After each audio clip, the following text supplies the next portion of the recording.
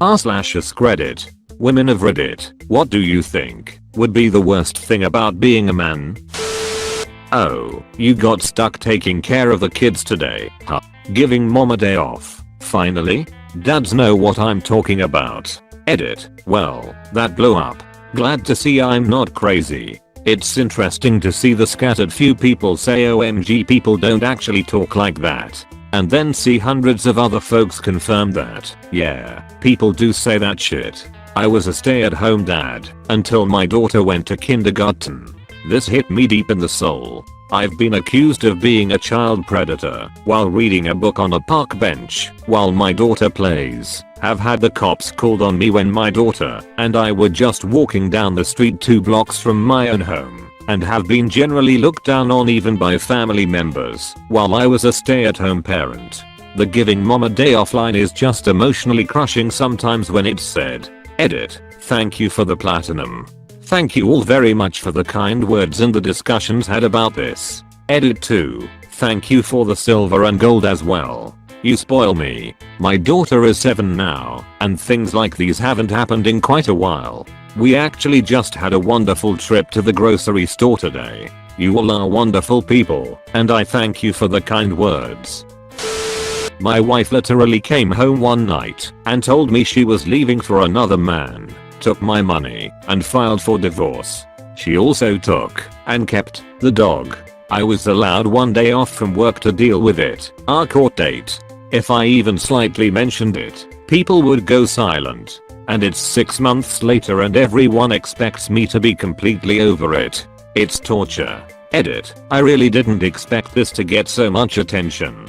I broke down and cried last night when I saw how many people messaged me and offered to give me their numbers or to be a shoulder to lean on. I saw some folks ask a few questions, so I figured I'd give some more details. I was a primary breadwinner, and for the last 2 years I had started making significantly more money than I had been before. In a pretty short amount of time I'd gone from $40k/E to $110k/E. When we first met, I had a drug problem.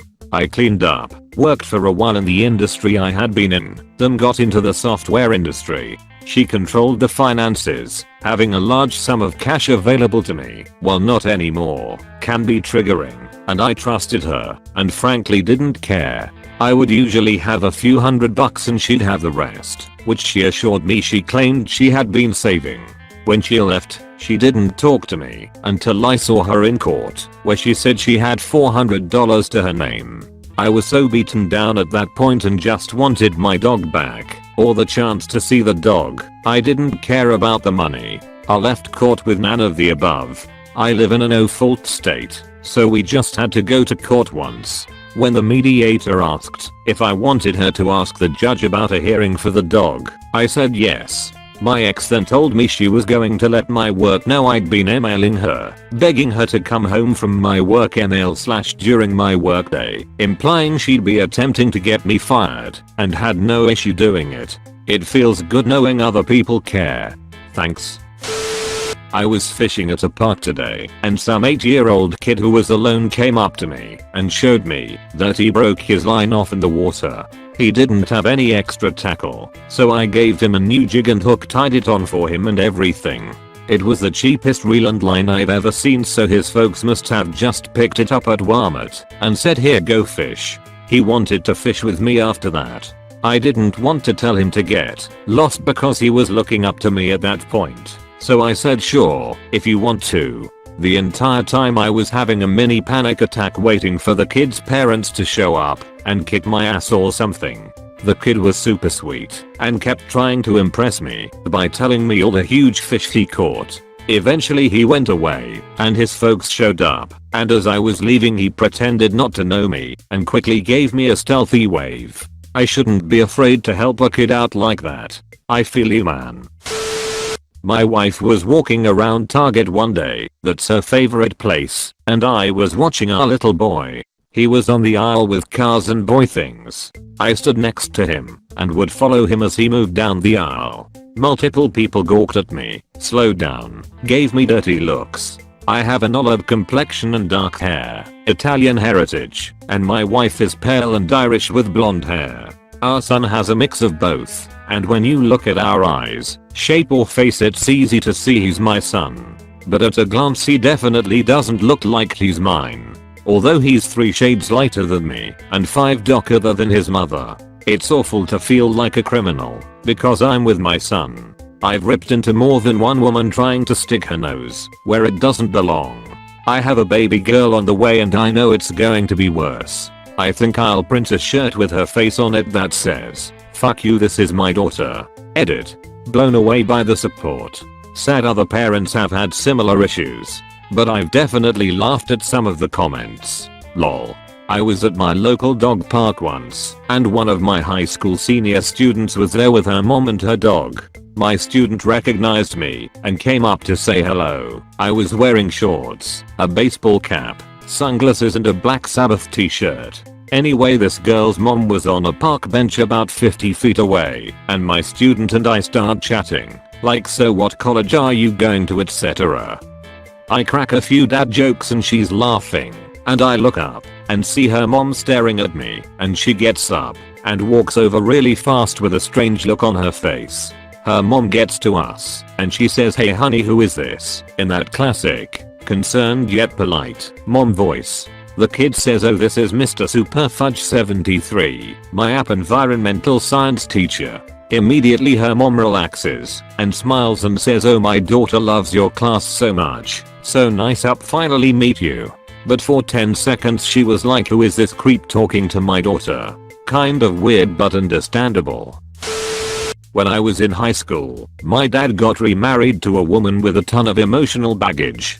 She was verbally abusive and would start fights with anyone who would take the bait. They got in an argument one night and she started to shove him. He put his hands in his jacket pocket so that there could be no confusion of him hitting her. When he refused to engage, she told him she would kill his kids in their sleep. He called the cops. They came, listened to the story, and my dad went to jail. She was alone in the house with all of my siblings. I was out of town that night. My dad is a big teddy bear. I've never seen him in trouble with the law until that night. I got him out of jail the next day and then worked with him to send my younger siblings to live with my mom in Utah, and I got an apartment with my next youngest brother.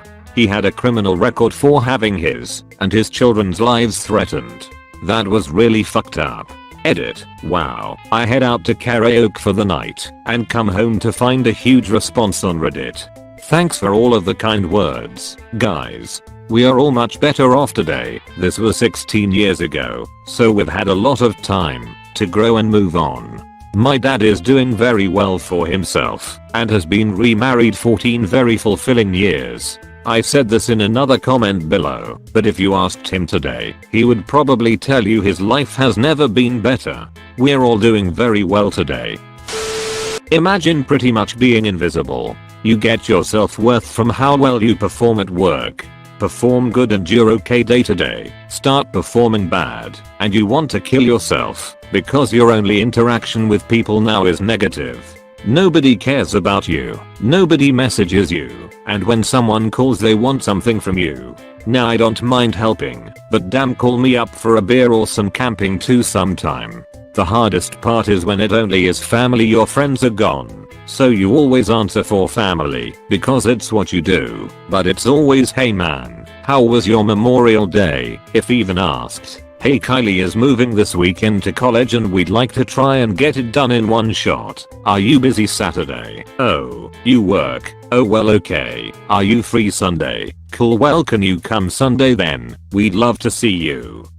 We miss you so much. You never come out and see us." And you agree because you don't go see them because they all get together on Saturdays while you work, so now you feel bad for working and you now lose your day off from being bossed around and unpaid by people who always invite you to shit that happens on Saturday, then make you feel bad about it. So now you're the asshole while all of this happens, while you're carrying the 1,200-pound Bowflex that hasn't been used in the family for 5 years up 5 flights of stairs. None of these people wished you happy birthday last year. Edit. Well, I live in Idaho. Seems like I have some friends that would like to drink beer and go camping.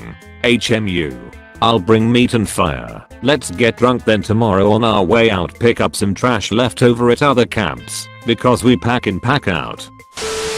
The hardest thing I ever did was in a Dale Carnegie class at work. They asked us to dig deep for our last class speech and reveal something no one knew. Everyone went hard. Grown men crying. I told people I have worked close to for 5 years about living with depression and my hard time after my brother died. I cried like a child, and one of our executives gave me the most reassuring hug. The next Monday we went right back to being men as usual. Felt good though. Edit. Thanks for the silver, kind stranger. If it brings attention to my message, let me add this. Depression and anxiety are a disease that wear down your will to fight back, and wins only when you stop trying to overcome it. Don't let the disease beat you. Talk to others, even if that means calling a hotline. I myself sought medical attention, and it changed my life. I urge everyone to find what helps them, but you have to take that first step. I'm part of a men's group of nearly 200 guys now that's all about connecting with your hearts and emotions and becoming fully alive, powerful men. It's the best thing that's ever happened to me. We hug each other all the time. We separate into small groups and get as deep as we can, and we cry with each other a lot. I've always been an emotionally closed off guy, and this has increased my well-being and confidence 100 times over, because now I don't have to hide anything. These are powerful men too. Some of them have done scary things. Several of them have gone through SEAL training. We let our emotions out with each other and with our loved ones so that we can be powerful and in control the rest of the time. I've never seen a healthier group of people, and I was drawn to them the moment I stepped into the room. Show some feeling, guys. Get vulnerable. It's good for you. Edit. Added second paragraph and a word. I fell in love with the girl who let me cry on her shoulder, who never made me feel afraid or upset about expressing myself or my emotions to her. The moment I remember most was when she hugged me and held me as I silently cried around other people. After a particularly rough day, she just saw the tears starting and embraced me, and it felt like she was shielding me from the world. Edit. Since this exploded, I'm going to leave some advice for all of you struggling to express your emotions. I struggled with this a few years back too, and this is what I did to climb out of it. Start by looking at this is an emotion wheel. Only focus on the inside circle, 8 basic ones. Learn to recognize them in yourself, and just acknowledge them silently when you notice. Pat yourself on the back for noticing. If you have trouble even with this, read on. There is hope for you. Therapy to learn and recognize your own emotions is a great first step. Just being able to talk to someone, validate your feelings, and do it in a safe environment. Then comes finding the courage to express them to people in your everyday life. Even if it's just words, I'm feeling becomes a really useful thing to be able to say. This can only happen after recognizing and accepting the emotions, so work on steps 1 and 2 first. Eventually, you get to the point where you can really express your emotions in body language and words. It'll help you connect to others and recognize those feelings in others. You will feel fear each time you do it, and that's because of years of society telling you not to show emotions. That's fine. Work through it.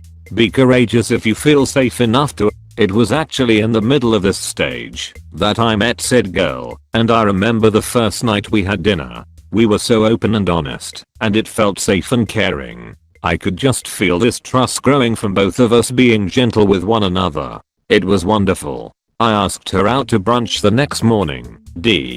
Finally, you'll get to the point where you can express yourself emotionally without feeling the fear that you need to suppress it or people will look down on you. Rejoice because you've got a door and you can leave that cold dark place. This is when you will really start to connect with others through empathy and caring, emotional bonds, and little gestures of support. That's where I'm today, with an amazing group of friends, guys and girls that all support each other. Spread this to others. Give them hope, show them the way, be there for each other. People are dying out there because they are so afraid to feel that they are taking the whole world on their shoulders. Pull each other out of that dark and cold place. 3. I remember being at my friend's funeral a few years back. My buddy was up on stage talking and was really choking up, but trying his hardest to power through it. I've never felt pain or empathy for another person like that, and all I wanted to do was run and hold him. This man was on stage talking about his best friend deciding to end his life and was asking himself how he couldn't have known something was wrong. I wanted to get out of that pew, run down the aisle and hug him, and tell him a million times that it wasn't his fault, that there was nothing he could have done. I wanted to cry with him to show him there's nothing wrong with it, that it's not only okay, but goddamn, it's fucking expected. I remember my body shuddering and my brand new girlfriend noticing and squeezing my hand while she put her other hand on my knee. I wanted to say thanks, but I'll be right back and help my friend, really help him in probably the only way anyone could at that moment. But I didn't. I sat there and I forced myself not to shudder again because I couldn't stand that I had shown even that much emotion, especially in front of the girl who had to look at me as her man. I had to watch my friend suffer alone on a stage, surrounded by a world where he already felt alone. The same world that made the man laying in the coffin feel so alone he killed himself. I watched that and I did nothing. What a fucking tough guy I am. This speaks to me. As of lately I've been quietly crying on my train to and from work while listening to music. It's been so long. I should maybe do something about that. Edit. Since this comment has gotten so much attention, I feel the need to explain myself a bit more. I don't think that I'm in a dark place in my life right now, nor have I had to suffer abusive situations, such as /you/planned this. I hope you're well now. Granted, my parents' divorce was quite the mess from start to finish, and for the years it lasted. But that doesn't make me special. I think we all go through a little bit of that in our own manner. But I don't look back fondly on my ages 10 to 17. I have been repeatedly told for the last couple years, and throughout my life, TBH, to act or be a man about my problems and feelings. And I say couple years, because in that time a lot has changed for me in my life. I have gone through a lot of typical young adult type of stuff. And even though these changes have mostly been positive, at times I feel like left to my own devices when talking about stress and life in general. I've been crashing through life ever since I've had the luck to start college until now. It's been a non-stop marathon of stress, changes, leaving friends behind, and a constant asking myself if I'm doing the right thing. The only person who acknowledges how I feel in a normal manner is my mom. And even she at times has dismissed a couple things I've told her my teenage years. So having said that, I want to deeply thank all of your comments. I haven't had the time to read them all, but trust me, I will. And I also want to thank the people whose knee-jerk reaction was to ask me to chat. I have to go to work now, but I might take you guys up on the offer. Cheers to you all. You're too kind. Take care. PS. I know that my edit is enormous. People are weirdly suspicious of men in general. My dad had to rush my grandma to the ER once. He was helping her move into a new house when she dropped a large mirror and cut the hell out of her hands and forearms. They stopped short of accusing him of causing the injuries to his face, but the dirty looks they gave him said plenty. The social worker was also pretty positive that he did it from the get-go too. And when my mom showed up, she had been at work. They asked her, insisted really, if she was also being abused. No charges or anything, lack of evidence, that no one said anything supporting their theory, etc. But it bugs me that they'd create a situation where men might be hesitant to take someone to the ER for necessary treatment. Even if they are guilty as hell, I don't see how you're doing the victims any favors by convincing abusers that they shouldn't get those injuries treated. Edit. For clarification, I don't take issue with them asking my grandma if he caused the injuries. Obviously, abuse happens and we want that lifeline there for victims. What bothered me was that they made their suspicion and hostility so open and insistent. I know victims frequently deny being abused, but that really doesn't seem like a good reason to key up the situation like they did, or asking my mom when she had no injuries at all. Having said that, this was probably 20 years ago, so I'd bet money there have been changes to both policy and training since then. Edit 2. Since this is a point that keeps coming up, I really don't want to give the false impression that I care more about innocent men being inconvenienced than I do the safety of domestic abuse victims, because that's not true. I just think that it happens. Being openly suspicious is both unnecessary and ineffective. Edit. I do not mean to give the impression that I don't love my job or that I'm complaining. I only hope to educate people who may not know what my unique experience is like. As a male teacher at an all-girls school, we are explicitly told to be aware that it is not a situation, or if an accusation is made, but when we are walked through and prepared, we role-play it out with administration and the student liaison office and the counselor, etc.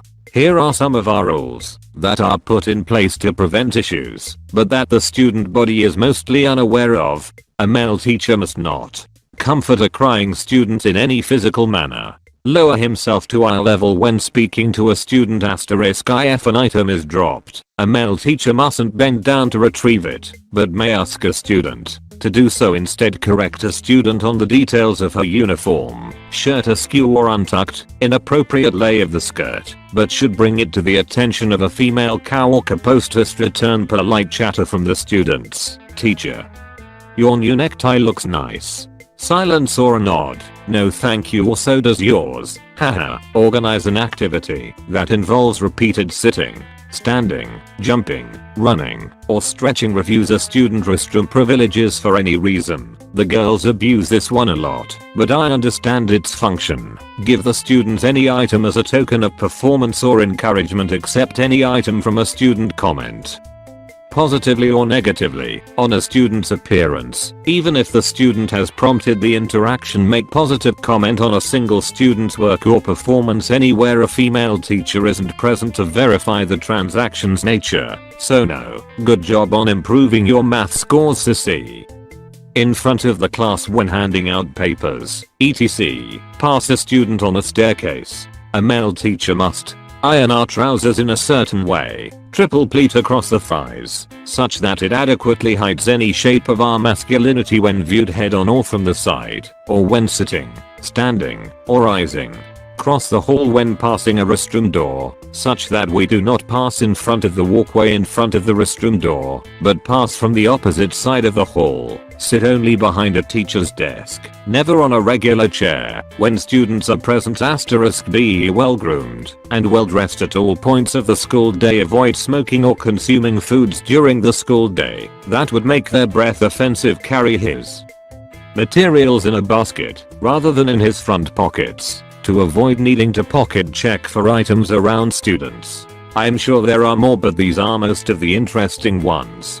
I work at an atypical upper class young ladies finishing school in a foreign country, so a lot of these make sense, I guess. But it still makes you feel like human trash and a waste of a person. Oh, and the all-female student body hates your classes because you can't relax and be relaxed around them, or mail the class fun, or be laughing and endearing towards them like all of their female teachers can. I also understand that this isn't a space for me, so I don't feel better or anything. I've really enjoyed my work with these young ladies, and it has opened my eyes to a lot. Yeah, and the worst part of that in my mind is that I only care about being man enough insofar as how other people perceive me. Inherently, I'm secure in being a man. I have nothing to prove to myself on that front. But when it comes to making friends or being interesting enough for a woman to date, that's where I get insecure about being enough of a man. It's when women mention what makes a man attractive, be it personality, looks, the whole gamut, and I know I'm not those things. That's when it hits me. There just isn't someone who would find any, if my trait's interesting. Any positive traits I do have are things a woman could just as easily get from someone better. It's not even a matter of sex. Being a virgin does not bother me innately, and it's what I'm supposed to be in my morals. but I only get insecure that people might find out and think there is something wrong with me, then exclude me. I really just want to be man enough to belong with people and experience love and friendship. This happened to me in my first year in college. I was with a girl and she was a total pain. She was incredibly hot. Think of a shorter black widow, but she was one of those I'm brutally honest and I'm proud of it people, which is just code for I'm an asshole, and I was sick of it. We had a fight, and she said if I was really that upset over a cartoon, that I could just lose her number. I replied with alright, and that was it. The thing is, before I would totally break and give in, and apologize after I cooled off, I didn't this time. I thought it was time to draw a line in the sand. She texted me back a while later saying I'm still waiting for an apology. I went to sleep and woke up to a barrage of texts. Don't remember all of them, but the last one said, look, we are both adults. Can't we just talk about this? She's the one that told me to lose her number. Edit. Some of you are asking me what the cartoon fight was about, so I figured I'd just write it here. Bit of context. I had recently injured my spine. I could no longer do sports or any of the activities I loved, so I was really depressed. It just wasn't a great time for me. To go from active, running 5 miles a day to inactive, and struggling to hide the pain I had just from walking was shit. So, I watched Dragon Ball to cheer me up. It's always been my favorite show and a reason I learned martial arts. So when I was injured it served as the best possible pick-me-up when I was feeling down. She and I would hang out before class. We'd meet at the library. I'd show up early to do my HW, and when I was done I'd watch Dragon Ball to pass the time. Well, she eventually got tired of always seeing me watch Dragon Ball while I was waiting for her to arrive. I didn't make her watch it. I stopped watching when she got there so we could talk and hang out, and she started saying I needed to cut all that little kid shit, that I should be like X, a classmate of ours, because he was so mature, and that I needed to grow up and quit watching cartoons. She knew why I watched it and said, so what? Your dream's dead. Get over it.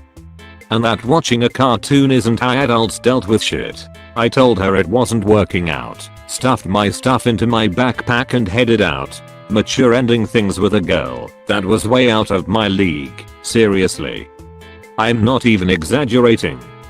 She's just not in my league at all. Over Dragon Ball? Maybe. But I was just not going to deal with that BS. Edit 2. So many replies. I'll get to all of them. Promise. Relationships. Getting a date with a woman. Finding a so, or even just hooking up with a woman. It all seems like bullshit for men. Men are expected to initiate the conversation most of the time. And yet, I've known women who will accept dates with men they have zero interest in, just to get a free meal out of it. I've known women who want men to approach them, but if the man is unattractive to her she calls them creepy, or mocks them for it. Sure, not all women are like this, but you know what happens when I approach a man who isn't interested in me? He says no, thank you. I could easily get a one-night stand if I wanted to. Yeah. If people know about it, I might be called demeaning things or people trying to shame me for it. But I just think about a time a man approaches a woman in an elevator, gets turned down, and the next day there are news articles about how men shouldn't make women uncomfortable, and that conferences need to make an effort to make safe spaces for women. Men are shamed for their sexuality and no one gives a fuck. A man who is unhappy in a relationship because he doesn't get to have sex as often as he would like gets to hear how no one owes you sex. Up and down. He's seen as a piece of shit for even considering leaving the relationship for it. But if I'm unhappy in a relationship for any reason, people will happily back me or take my side, including if it is about sex. While there are people who will shame women and their sexuality, there are just as many people who will try to empower women for being sexual. Men. Nah, you're all pigs, potential rapists, creeps, and predators. The double standard with parenthood. This is going into the so route and relates to hookups. A woman gets pregnant and doesn't want to have a baby. She can get an abortion. She can give the child up for adoption. And in some states she can do the adoption route or even abandonment without the man's permission. And a woman who gets an abortion or adoption, well, her body, her choice. But what about the man?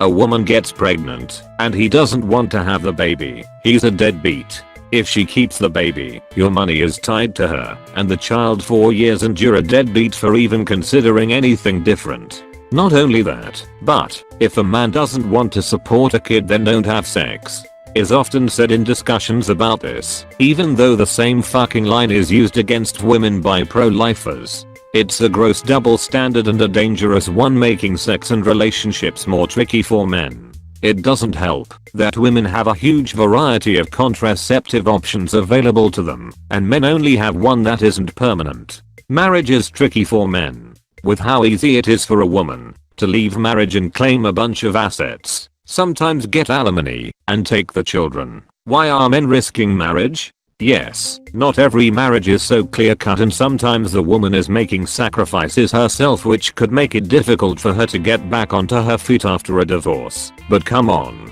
Women aren't helpless delicate flowers anymore.